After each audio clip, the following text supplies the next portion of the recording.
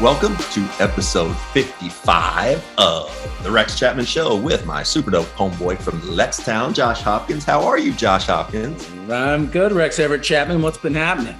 I'm just hanging back in Brooklyn. Are you in, it looks like you're in Austin. Yep, I'm back in Austin. Nice. It's cooled off a little. It's only like 96. Oh, yeah. So everybody's putting on a jacket. Yeah. It's mild. Episode 55. 55. Double nickels. Any famous 55s you can think of from history? One that always jumps out at me is Cedric Swoop Jenkins. Cedric Swoop Jenkins with the tip in at my teammate, Cedric Swoop Jenkins, with the tip in at the buzzer to beat Louisville. Right? Mm-hmm. Yes, I remember those guys, those teams. Like Richard Madison was my 42. Oh, yeah, that's right. I remember the 55s. 55s. Junior Seau, 55. Oh, yeah. One of my faves, Dikembe Mutombo, 55. Both Jason Williams, White Chocolate, and Big Jason Williams, 55s. Right? Interesting. Correct? Yeah. Interesting. Another guy that came to mind was a guy named A.C. Earl. A.C. Earl played with the Celtics for a little while. He was number 55. Wouldn't be considered a great player. Was a great college player. A.C. Earl probably only averaged, I don't know, I'm making it up, 8-9 points a game. He got 50 one night for the Celtics. And one of the craziest, A.C. Earl. Yeah, amazing. He got 50. Really, got 50. Yeah. Shooters can get 50 if they get really hot. But this was in an era when there weren't a lot of threes being. He was a post player. Yeah. Can you imagine that? He was just like, he never changed one thing after that game. He's like, oh, it's 7:22. Time to get out with my left foot out first. He had a peanut butter. If he had a peanut butter and jelly sandwich that day, he ate one for the rest of his life every day. Yeah, no doubt. Lance Ware just won it on the current Kentucky team. Oh, Lance Ware. Josh, before we get into our guest, and we've got a great guest today, Brett Favre in the news. Apparently, there was a welfare scam type fraud that happened in Mississippi, our poorest state in the country. And it's been found out that apparently Brett Favre was involved somehow from essentially money that was federal welfare money that was supposed to go to the poorest people in Mississippi had been diverted to some private individuals for other purposes. That's come out in the last day or two. What's your take? Anything? I mean, it's just gross and it's sad, and you never want to see your heroes exposed. I love that dude. He's like one of my top 5 all-time favorite quarterbacks. Yeah, I mean, he was the gunslinger, and he just had that, one of the last gun. Woo! That's what he seemed like, And for this to happen, it sucks. And then also, you can't, sometimes you think there would be some nuance with it. Like, well, you're reading a headline, but then you see the text message that's released, and he's like, no one will find out, will they? Yeah. Okay, well then take it. And the governor's in on it, by the way, and divert it to a volleyball, some sort of volleyball facility at his daughter's school. But I will say, on the flip, nobody's really talked about how all he's done to further volleyball at his kid's school. He really pushed them over the top. That's right. Right. Jeez. It's just gross. It's just sad and gross. I hate it. Is he going to go to jail? I don't know. I'm not somebody who's been in trouble like I have. I should know whether he's going to jail or not. I don't know. Part of me, I feel, just for anybody that gets in trouble, it sucks for you just as a person. No matter, what you've done, it fucking sucks. You hope there's some kind of mitigating circumstance that, caused this to happen for him, some explanation. That's what you hope.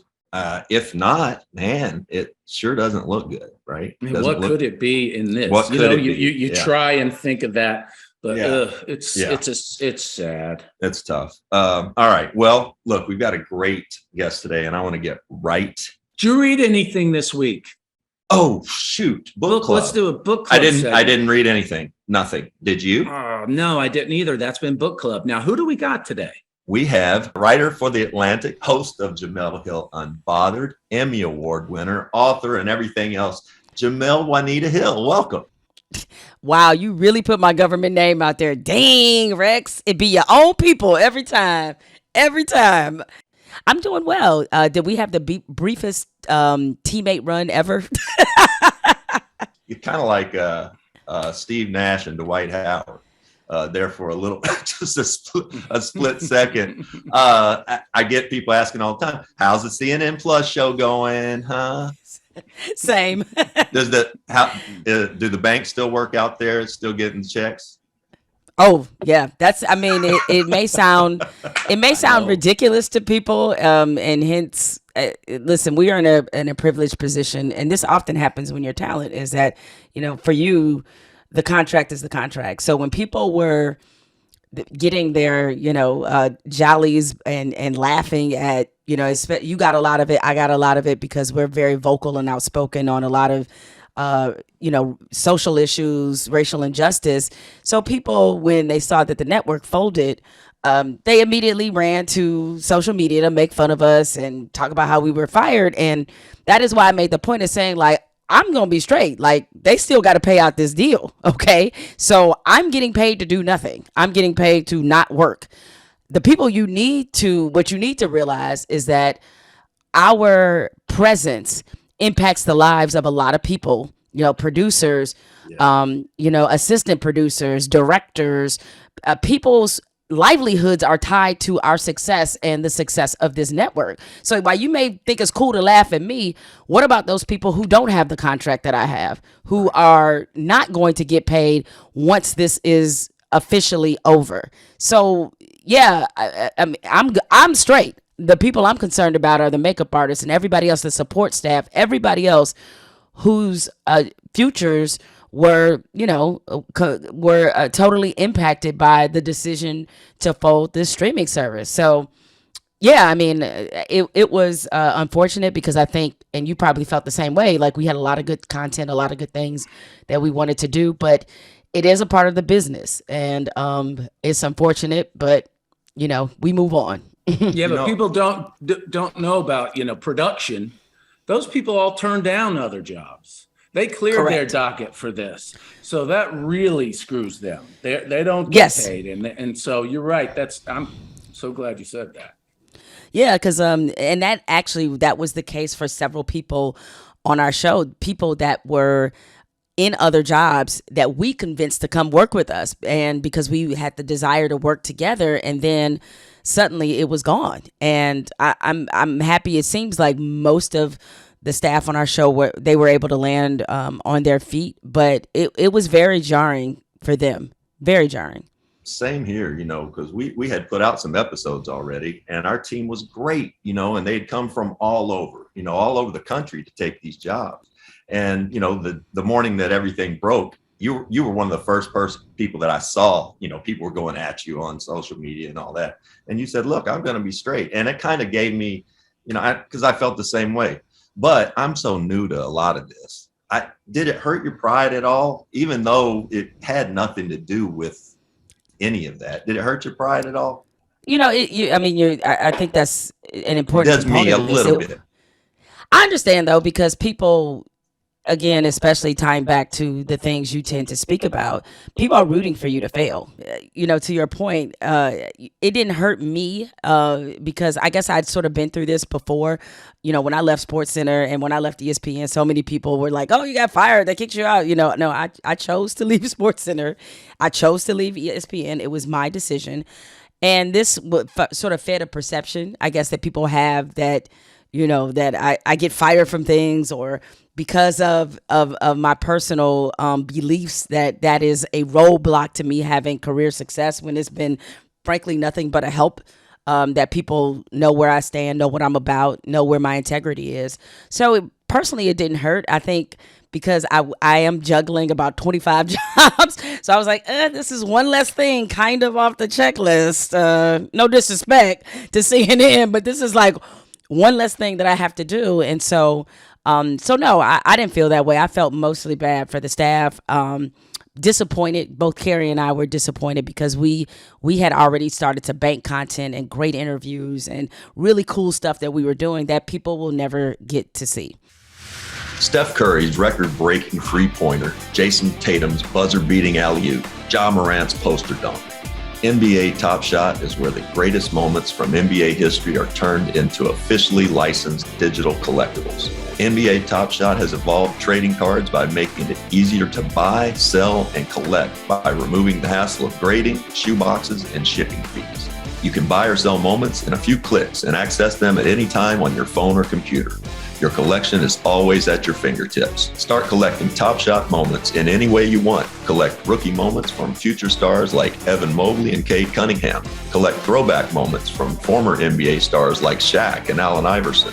Or collect moments from your favorite team to gain access to exclusive perks. Grab your starter pack today, and Top Shot will give you $20 back to start your collection and pick up some of your favorite moments in the marketplace. Go to about.nbatopshot.com/bballnews and get in the game today. So growing up in Detroit, in Michigan, did you play sports? Did you play sports, and how did that grow into you wanting to sort of follow sports and journalism? So, yes, I did play sports. I love sports. I mean, I was the neighborhood tomboy, loved watching sports, playing sports. The sport I actually gravitated the most toward was baseball. And so I played fast pitch softball in high school, played it. I had to start with slow pitch, and then as I got better, I made the transition into fast pitch softball and played on some travel teams, and got some interest from some smaller schools. And so yeah, I mean, I played shortstop, and so I was really into baseball growing up. It was probably my favorite sport. I was all right. I wasn't getting thrown out. The lateral quickness was there, at that time. So I was pretty good, and I was a good hitter as well. And so, cause I batted cleanup when I was in high school, and so I right-handed. Yep. Strong righty. And so, had a pretty good arm. I like to mess with my husband and tell him, I got the best arm in the house, right? Oh, okay. Just so you know. So yeah, like that, I was always attracted to sports. Like, people ask me when I fell in love with sports, and I was like, I don't even remember the process. It was so natural for me to love the game, and not just baseball, of course, college basketball, college football, the NFL. Like, I just really absorbed and loved it all. The other thing I loved to do was read. And I was a voracious reader, loved language. I couldn't do math, so I guess my brain was like, we know you can't deal with math or science. We got one other option left, like reading, English, language, that kind of thing. So had a library card, spent a lot of time in the school library, read books on my own. Big Beverly Cleary fan, Judy Blume, all of those sort of young adult novels. Choose Your Own Adventure. I used to get down on some Choose Your Own Adventure. These kids don't know about that. And so, I love the storytelling. So I was attracted to writing and storytelling. And back then, as you both know, is that the only way you could really keep up with your sports team was to read the newspaper. You read the sports section. And so I started reading newspapers because I was trying to follow my favorite teams. And somehow it just kind of clicked that I could write about sports. And I made that decision. I wanted to pursue a sports journalism career. I was very specific when I was in high school. And I started writing for my high school newspaper. I did an apprenticeship program with the local paper, the Detroit Free Press, that kind of changed the course of my life. I joined the National Association of Black Journalists when I was a teenager. And I knew to do this because, and this is why mentorship is important. And I know sometimes that especially with young people, it could seem like we're not listening, and then something sticks, and then it just stays with you. So the apprenticeship program, I applied to this. I think I was a rising junior at this point, so this was before my senior year, and it was a very simple program that the Detroit Free Press offered. They took 10 Detroit high school area students. You did a 6-week apprenticeship program. They taught you about journalism, about what it meant to be in the business, learn the ins and outs of how to interview people, how to report, how to put together a story. And I was assigned 2 mentors who I'm still friends with to this day. And the woman who ran the program, Dr. Louise Reed Ritchie is her name. She was a drill sergeant. She was on us. And she told us, you got to have internships, you got to have clips. And she was the one that marched us all down to the NABJ convention, which was in Detroit that same summer. She made us up. I'm telling you, man, she was on it. She knew. She made us apply. She made us become student members of the organization. She made us hand out our resumes to people we did not know and introduce ourselves. And I would have to say, hi, my name is Jemele Hill, and I am a junior at Mumford High School, and I want to be a journalist. I had to do that like dozens of times and hand them a resume that, well, thank you. Yeah.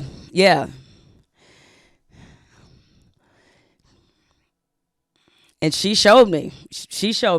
Yeah, she definitely showed me. And after the apprenticeship was over, I applied for a job in the sports department at the Free Press to answer phones and to answer phones specifically on Thursday and Friday nights, because those were big high school sports nights, especially during football season and obviously during basketball season. And what you did is the coaches would call in with a summary of what happened in their game, and I'd have to write up a little paragraph that said, Greg Smith scored 25 points, had 10 rebounds as Detroit Cass Tech beat Detroit Cooley 110-84. And these summaries would appear in the paper the next day.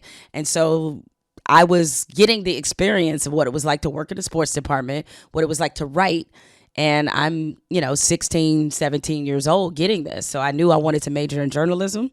A lot of people at the Free Press went to Michigan State. They put the full court press on me to go to Michigan State, even though I did get accepted into Michigan and wanted to go there. But Michigan was ending their journalism program and making everybody an English major. And I was like, I want to go someplace that has a strong journalism reputation. And it was Michigan State. So I went there, majored in journalism, worked at my college newspaper all 4 years, had a bunch of internships. And I have been really blessed because I've been getting paid to write since I was 16 years old. Yeah. Growing up in Michigan, Josh and I are both from Kentucky. How old were you when you knew or became aware that some of the curriculum that we were getting in public schools, wasn't covering, it was being whitewashed? To put it, did you have any sort of epiphany, like, hey? And then how did you study? How did you learn? Did you take more courses in college to learn more than you got taught in public school? So this is where I think, and where I had an advantage. Detroit is probably currently the blackest city in America because it's over 80% black. It was that way when I was growing up. So I had all of my teachers were black. I mean, from elementary school on to high school. You had one. Did you have any, Josh? Growing up, I had one.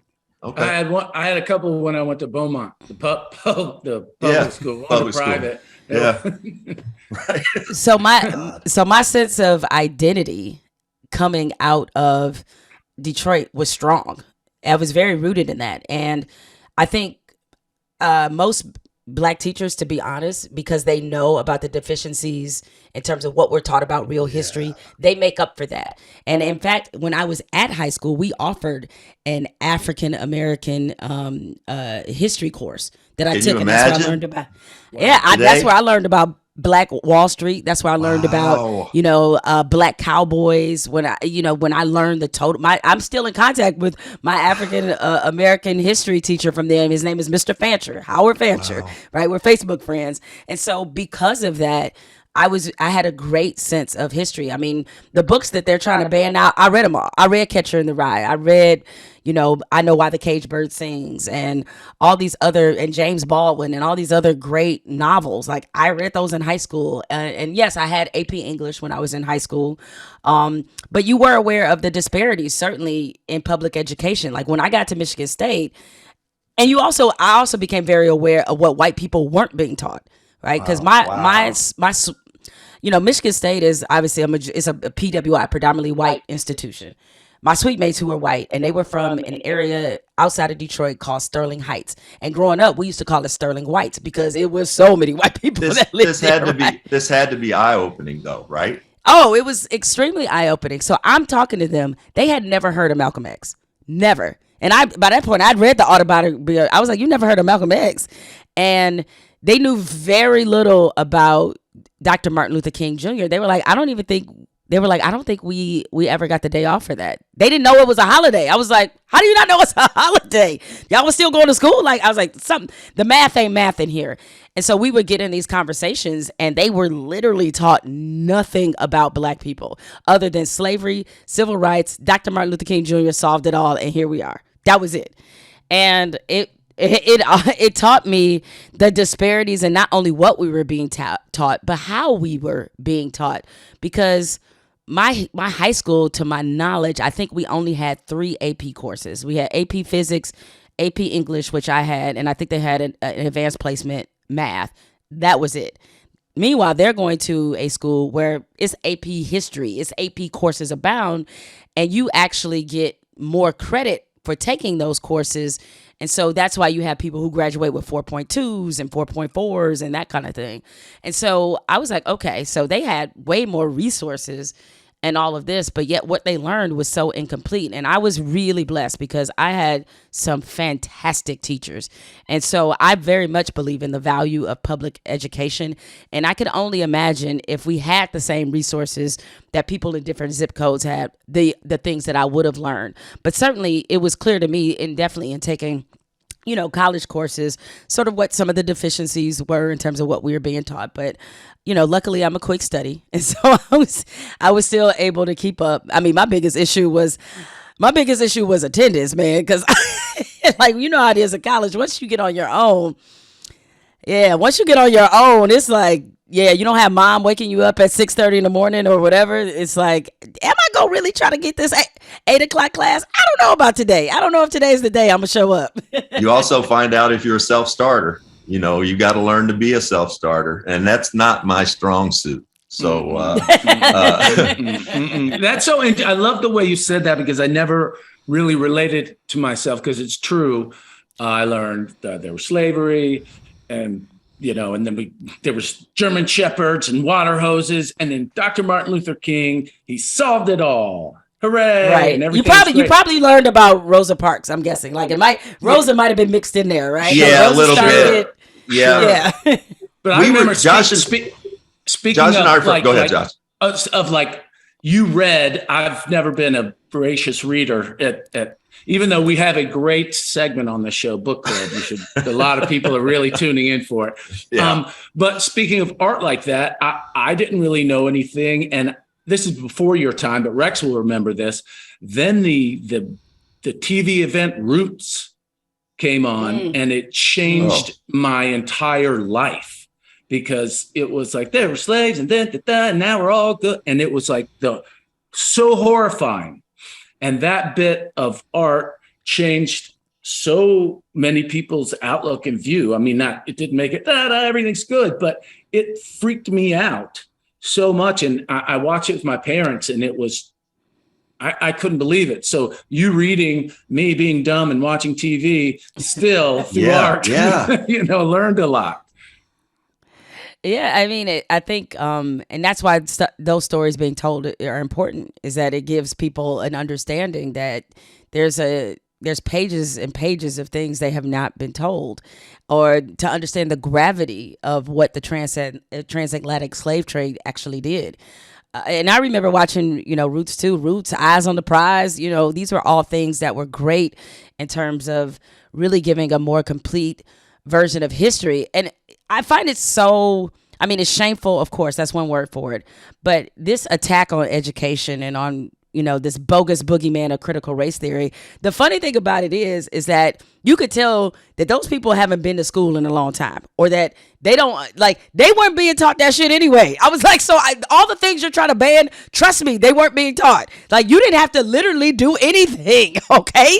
They were not being taught this at most high schools. They weren't. So it's like they're trying to ban something that they don't even know. I'm just like, you trying to ban something? Like, trust me, most of the history teachers in a lot of these schools, because they're cracking down on schools where they are majority white communities, which I'm just like, do y'all really think that a teacher in your community is going to have entire course sections on slavery? Probably not. It's going to be a passing mention or a paragraph in the book. Like, so you're banning something that was never there. Congratulations. Yeah. Thinking about that. All right, Jemele, who's the most famous person you could think of from Kentucky ever in history? Other than you? No, yes.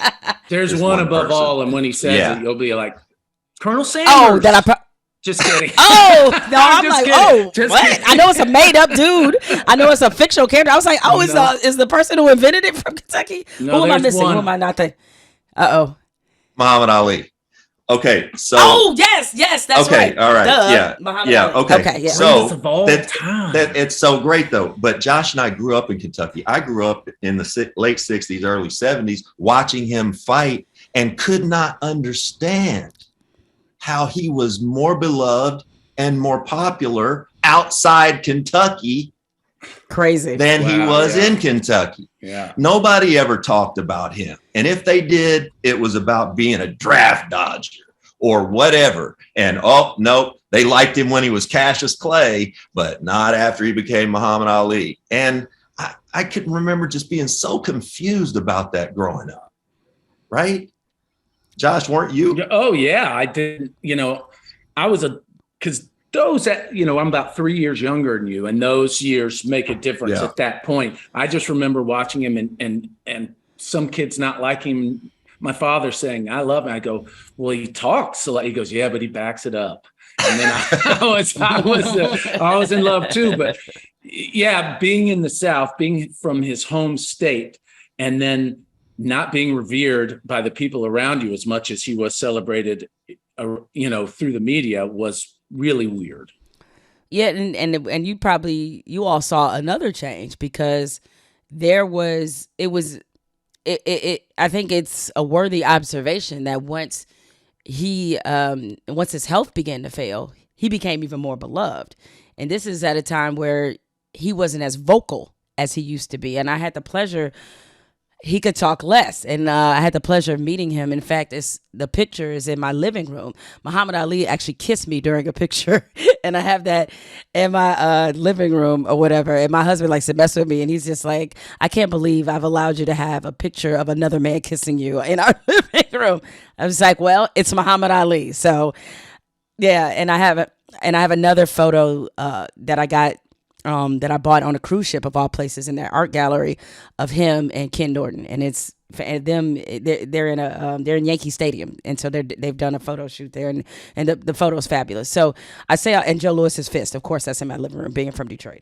But I think what you said is really important, Rex, and it's why I'm really thankful, frankly, that I did grow up in a majority Black city where my identity and being comfortable and rooted in my Blackness was a part of the daily experience. Growing up and getting a sense of who you are and being able to carry that in mostly white spaces from a confidence standpoint was very key and significant in my maturation. So when people ask me like, oh, how are you so outspoken and this and that, I was like, I have literally been the same way my whole life. I mean, is this why you have so many haters? I do. I think it's just, and I feel like I don't really say controversial things. I say things that I feel like are right in front of everybody's face, because things that are truthful. And that's a big part of being a journalist, is why I was drawn to it. It's just that you're saying them. It's just that I'm saying them out loud. Yes. Yeah. Yes. And I'm saying them and very rooted in understanding how systems work and how they disenfranchise and oppress and all of these things. And it was one of the main reasons I was attracted to journalism, is that there's a truth that's there that you have to tell because it's your responsibility. I mean, a oath, I should say, an unofficial oath of our profession, and I heard it a lot in college, was the role of a journalist is to afflict the comfortable and comfort the afflicted. That was the whole point. Journalists are supposed to be the watchdogs of society. That's how it started. That's its roots. And it is why it's so heartbreaking and painful for me to see where the state of the media is right now, because it's very corporatized, and you have the people who are in charge of the major outlets, you know, where their political beliefs are, and they infuse that in the properties that they buy, the media properties that they own and buy and operate. And to hear journalists, and this is why in a way, of course, I mean, if he could have never been president, that would have been much more preferable. But Donald Trump exposed all of the media's weaknesses, exposed them in a way that I hadn't seen quite done in my lifetime. And when you can't openly say the president is lying, when you can't use the word lie and you try to dance around it with mistruths or he said this, but it was this, it's like he's a liar. And as a journalist, you're supposed to be able to say that. And seeing all the hand-wringing and for years, journalists ignoring what was happening, the depth of a very conscious white supremacy movement in this country that was being backed, supported, and advanced by the president, to not be able or to really be in a crippled state to where they were unable to put that moment into context and to really spell it out for people is the biggest failure I have ever seen in media in my lifetime. Wow. It's so true. In my lifetime, Jemele, I've never seen anyone more just openly racist in politics than I had. I saw a guy when I was little named J.B. Stoner. He was from Georgia, and he was horrible.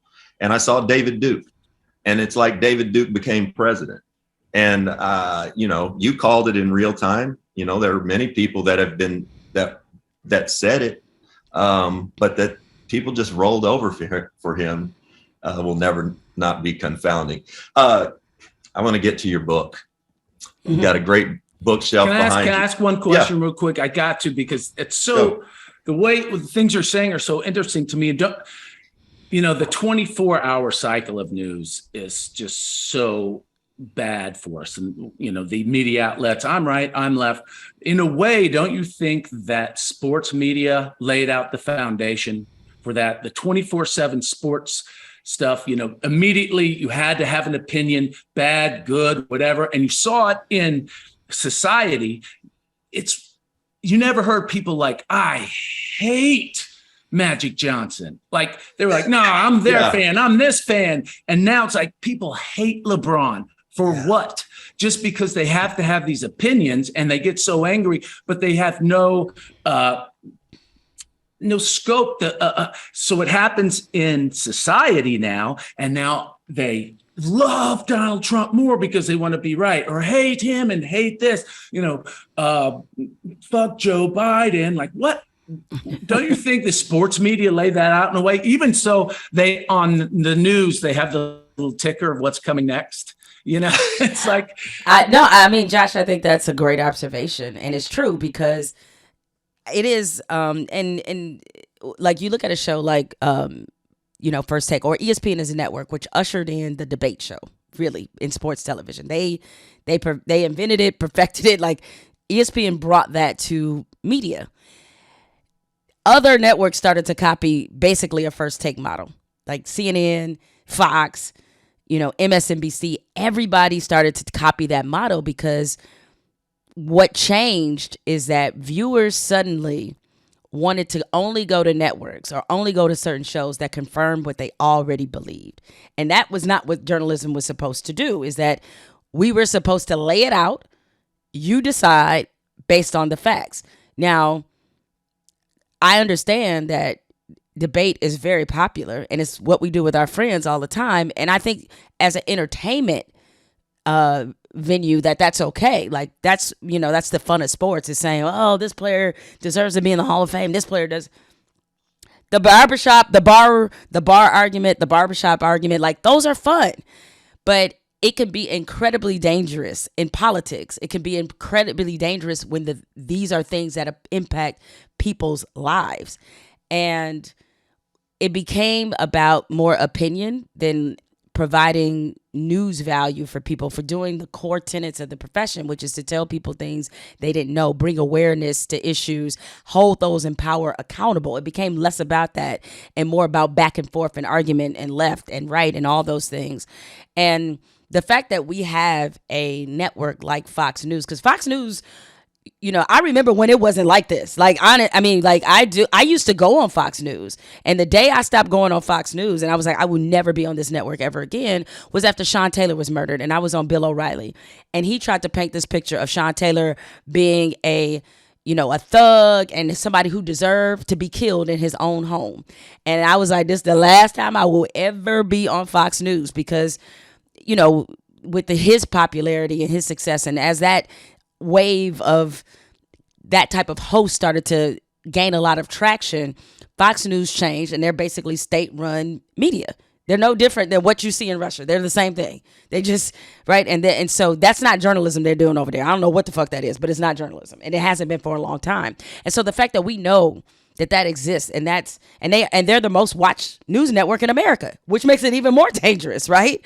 And so we have allowed an open view, a network, to radicalize an element that we know is extremely dangerous. And I think seeing that is, the roots of it are where you said, like, it started in sports and other networks copied it because it became so attractive to viewers. Like, viewers love to see train wreck television, to be honest. They love to see people arguing.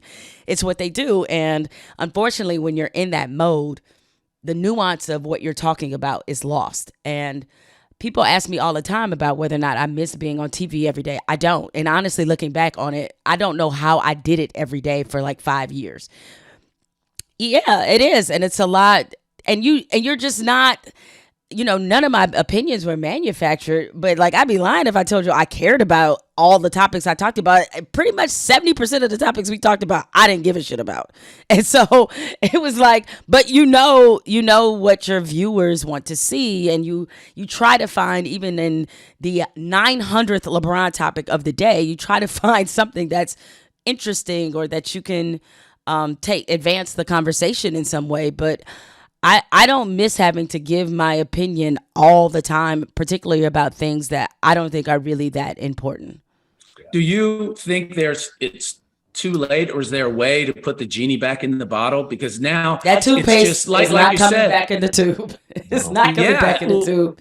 You talk about journalism and the integrity, and now all these shows, it's just op-ed the entire time on all of these networks, even if some are lying and some are not. Now, there's actual reporting, especially I love to watch the national news when it comes on. I love to watch PBS, international news. But there's no way, there's nothing we can do to even try and get people towards the center. I mean, there are things that can be done. The problem is that I don't know that people have the will to actually do it. I don't know that they want to do it. I think right now, in this age of misinformation is what we're in. There was the age of the information age. We're in the opposite. Okay. And because of the echo chamber that social media has allowed people to stay in and never have to challenge or never critique the things they think that they believe, or never be offered other information that may be either a counter or supplement even sometimes what they know. Like, if you believe that horses can fly, you literally can stay in that echo chamber and go to the Horses Can Fly network, and then go to social media and go on the Horses Can Fly Facebook page, and then only follow other Twitter followers. I mean, look, first of all, of all the things that we have challenged in terms of beliefs, the one I never thought that was going to take hold were people out there actually believing the earth is flat. I was like, what are we doing? Like, but you could find on YouTube entire videos about the earth being flat. And I'm just like, people, what are we doing? People think John F. Kennedy Jr. is going to come back and be president as a Republican. This is crazy. And I was just like, wow, we are really in this kind of world now. And so I don't think we can reverse it. But what I think we can do is support the outlets and the people and the journalists who are still doing great journalism. A lot of local newspapers, local television stations, they're still doing great journalism. Unfortunately, they're having to do it on a shoestring budget. But, you know, as we're recording this, if you look at one of the biggest stories in sports, Brett Favre, you know, basically being a fraud and financially assisting in Mississippi's government to rip off people who need welfare, like his whole welfare fraud scandal. Like that came to light because of original reporting, I believe, by Mississippi Today, which has been following this story for the whole time. And even what we know about the Jackson, Mississippi water crisis, that was us finding out about how dire the situation is in Jackson, where they don't have clean water, where people are turning on their faucets and it's brown water coming out. That was because of local independent reporting. So on one hand, while I'm with you, I'm just like, boy, this place is the apocalypse. On the other hand, I see enough pockets of great journalism that gives me a little bit of hope that there are some people out there who still care about the integrity of this profession. This podcast is brought to you by Branded Bills, the best place online for premium headwear and apparel.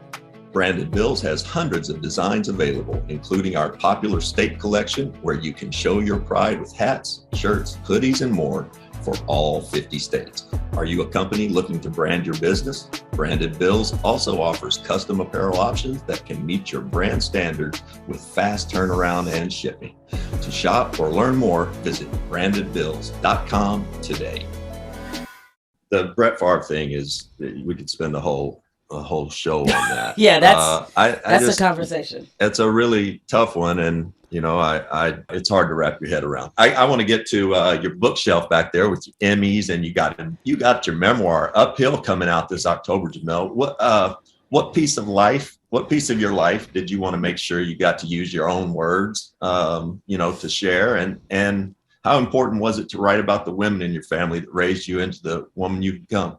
So I think people will be really, surprised by how I grew up. And, people see you on television, they see you being a part of some success, and they don't know the backstory or what went into you getting to the place that you're at. I mean, a lot of people see you now, Rex, and some are still unaware of some of the struggles that you've had to overcome personally. And I think, I've joked about this, but it's true. It's like ESPN is maybe 3 chapters in this book, and it's all at the end. So it's like, it's not even, so if people are expecting like an entire book about my 12 years at ESPN, they're not going to get that. I was able to pretty much sum it up in 2.5, 3 chapters. It's like, it's pretty much just where it is. The majority of my book is about, growing up with parents who are recovering addicts, the toll that took on me as a child. My mother survived a great deal of sexual abuse. Write a lot about that. And, growing up and living with somebody who was suffering from PTSD. We didn't know what that was then.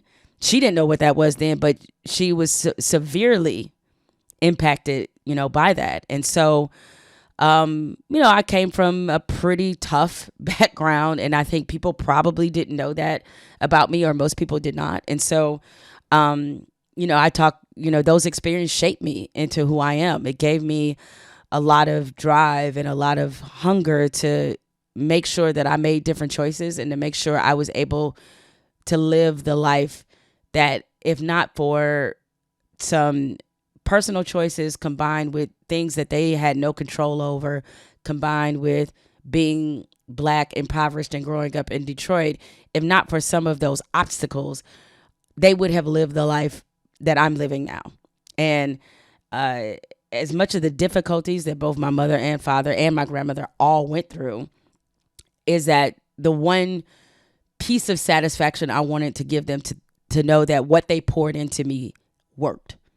And so that's what this book is about. And I hope that for a lot of people who read it, that, you know, they're not only able to find out more about me than what they knew, but I hope they can understand the testimony of it. Is hence why I laugh so hard when people accuse me of having a victim mentality or wanting to be a victim. I was like, you don't know my story. You have no idea.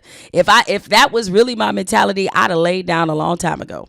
And so, yeah, it was a very difficult book to write because it did force me to revisit some incidents and some things that happened to me in my childhood that frankly I didn't really want to revisit. I'm wondering, Jemele, because I can hear it in your words, but I can see it in your face. You know, there had to be a lot of tears writing this book I also know, you know, anybody that's been to therapy whatsoever, it can be cathartic, but it's very painful.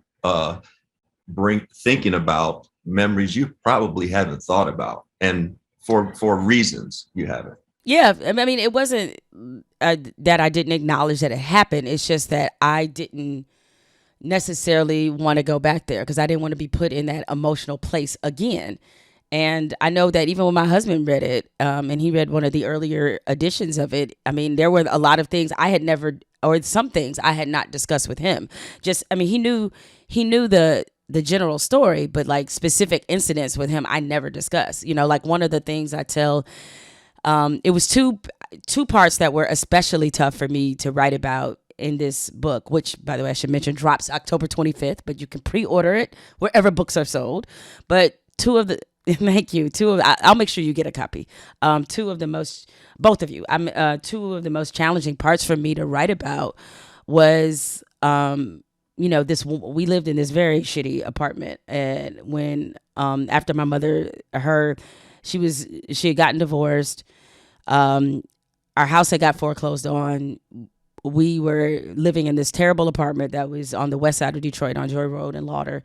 And the woman next door had gotten murdered. And who lived next door, she got murdered. And, you know, my mother was she was really struggling badly with addiction.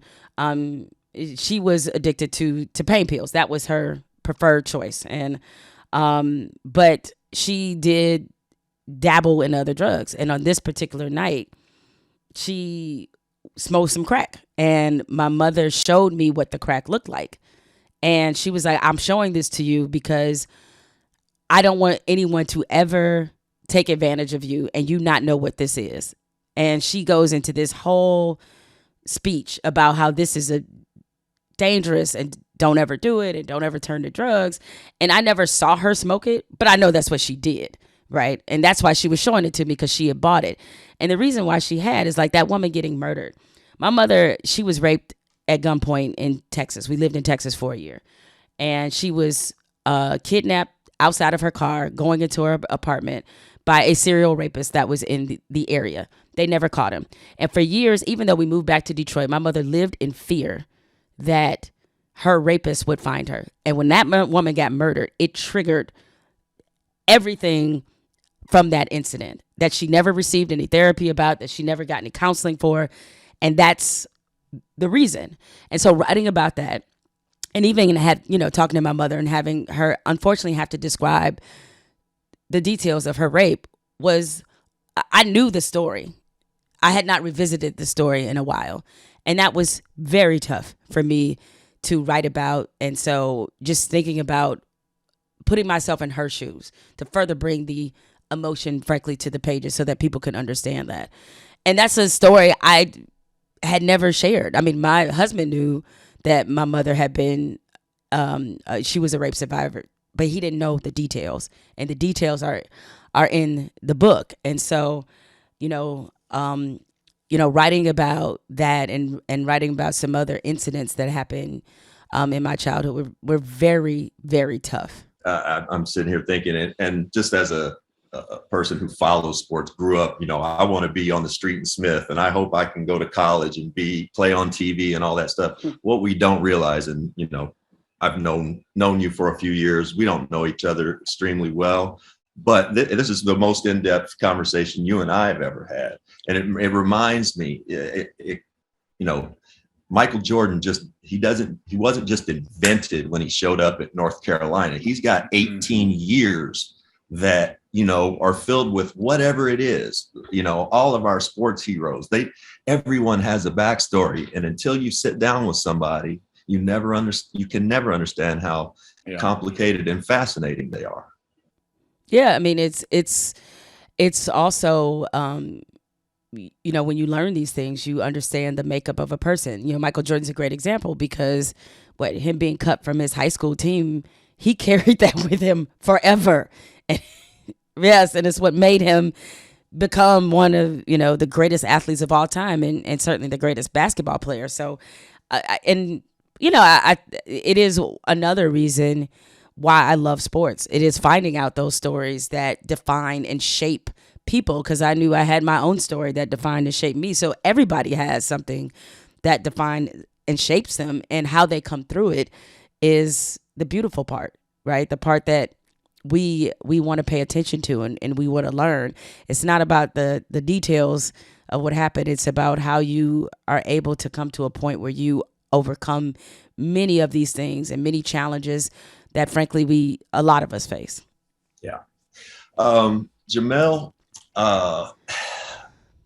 we're going to let you get out of here in a second, but I just want to let you talk briefly. What was it like these past few weeks watching Serena finish up? Oh, yeah. So, and I don't know if you probably, I'm sure both of you have this feeling, is that it's really kind of surreal when the people you've grown up watching suddenly are retiring. And I'm like, and what really makes me feel 7,000 years old is that their kids are playing. And I'm just like, oh my God, their kids are playing. And it's just like, it makes me understand that as I was growing into my sports fandom, when you would hear, the elders and older people be like, yeah, I remember when Bill Russell played. And I'm like, yeah. And then who knew that one day I'd be like, yes, I remember when Serena played. I remember when she debuted as a pro, and when she was just a little girl, her and Venus, when they arrived on the scene with the beads, and their cornrows. And it was just shocking to see in a sport that white. People don't understand, unless you grew up really watching tennis and watching them at that age, people don't understand that Venus was the one for a minute. Remember? Exactly. Because Serena was a little girl, she wasn't even to be taken seriously yet. But Venus, and then all of a sudden, out of nowhere, right? I know, but I looked at that and I'm like, Venus has handled that with such class. Yes. That's so difficult. And you're not even this one. She worked just as hard. And she was great. Her little sister's the greatest of all time. And she's always handled that with such class. I thought about that with her watching Serena. Yeah. And they're also, for them to maintain such incredible closeness, despite they've experienced different levels of success at different time. And like you said, like people, to see them have grown the way that they have. Like Venus was the number one. They've both been the number one players in the world. They both, won an incredible number of Grand Slams. But the person who did see it coming was Richard Williams. I mean, he told people, and everybody thought he was nuts when he said that Serena was going to be better than Venus. He said that. And he said it multiple times. And he didn't say it as a diss, but he was like, y'all don't know what's coming next. And he said Serena is going to be the greatest to ever play. And, pouring that kind of manifestation into your kids is like, it was incredible for him to be somebody who learned how to play tennis watching videotapes. It reminds me. I was out in LA 6, 7, 8 years ago, and living out there, and went to a high school ball game, a summer game, and Lonzo Ball was a junior, going into his junior year. And I walked up to his dad afterwards, and I said, "He's got a real chance." He said, "I know."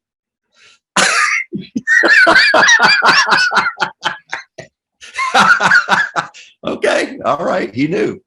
We'll let Jemele, you get out. Jemele, it doesn't get better too. It keeps going. I can remember when I was like, the NFL players are my age. And then they were a little younger. And then the guys retiring were my age. And then coaches were my age. Now they're way younger. And this past year I was like, the Hall of Fame inductees. They're younger. And I was like, why, God? Why? It's wild. No, it is. And somebody, when I was a young sports writer, an older sports writer, told me this. He said, you'll see it eventually. Because when I started as a professional, I was 21 years old. He was like, listen, you're young now, but let me tell you, it's going to get to a point where the athletes stay the same age and you keep getting older. He's like, because as long as you covering these teams, like they going to stay between 25 and 34 and you're going to be the one that your age keeps going up. All right. But in a way though, I love to see it because it is, you literally are witnessing sports history, and it's great that, people like us can really give context to the greatness that we've seen it, because we've seen it at every stage. Like we saw when, as you said, when Serena was just an afterthought to her becoming this. And so we can speak very, intelligently about her brilliance. I loved what Bill Russell meant to the game of basketball, but I never saw him play. He was already done by the time I became a basketball fan. But I could tell you about Magic Johnson, right? Because I saw Magic from the start to the finish, okay? And understanding that road and, and all of that. So I think that is probably the incredible thing about being a sports fan, because part of it is about oral history and about being around people who can help you understand what you saw. And so I consider that to be a blessing. What's your favorite movie? Ever? So it's either one of the three. It's either Shawshank Redemption, The Color Purple, or Imitation of Life. That's it. Yeah. Well, so and the three. Not even. Oh, I know. Yeah, I like that. Yeah. Yeah, I know. I'm like, I have no messing around. It's like, it's these three. What about front row center for any musical act or singer or speaker, alive or dead? Front row center. Well, I've been fortunate. I saw Michael Jackson and Prince. Okay, I've seen. I did too. Yeah, I did too. Yeah. So I saw Michael and Prince and Beyonce, because she's in that category. I've seen Beyonce a billion times. Okay, but if I could see anybody, it'd be Whitney Houston. I really wish I would have seen Whitney Houston at the height of her superpowers. 1A would probably be Luther Vandross. Oh, now I saw Luther. I met Luther. Yeah, what? The best. Yeah, he was. He did a concert one night in Phoenix when I was playing for the Suns, and got to go back. It was, I barely even remember. And the other great one, I was in college and got to meet Stevie Wonder and saw his concert at Rupp Arena. I've seen Stevie in concert, but that's amazing. Yeah, so good. Jemele Juanita Hill, thank you for doing this. Come back again. Oh, thank you guys. Anytime I will come back for sure, and I'll make sure you both get copies of Uphill. So thank you for having me. Go Thanks Spartans. for coming. All right, see y'all. I loved her before. I love her more now. How about you? Same. And wow, she fits right into our theme of makes me feel like shit about myself. I mean, self-starter, a go-getter, someone who would not be denied. That's her. The thing that I and my daughters, Tatum, Tyson, and Kaylee, the thing that I love most about Jemele is her sense of self and her confidence and how she values herself. She doesn't let others do that. And I think that's exactly how we want our young, daughters to grow up and have a very confident sense of who they are and what they are and where they come from. And Jemele came from incredibly tough circumstances, and to be as much of a sponge as she was, to have soaked that up and to be where she is today is a real testament to her character. Very and impressive. Yeah, I like her even more now. You're right. That's a good way to put it. Well, Bud, you want to come back and do this again next week? I do. Okay, let's do that. Next time, we'll see you right back here for the next episode of the Rex Chapman Show with super dope Josh Hopkins right here on basketballnews.com.